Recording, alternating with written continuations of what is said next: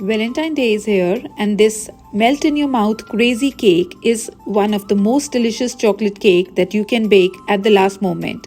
It has no eggs, no butter, and is very quick to prepare. And the best part is that all the mixing is done directly in the pan.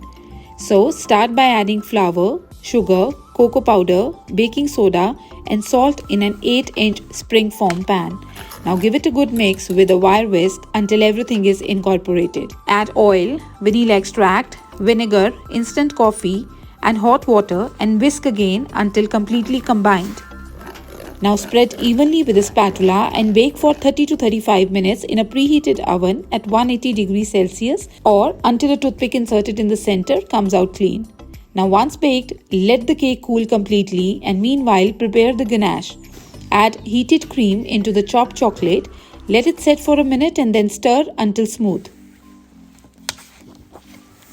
Spread the ganache on top of the cake and use a spoon to create swirls. Let the ganache set a bit and then cut a slice and enjoy.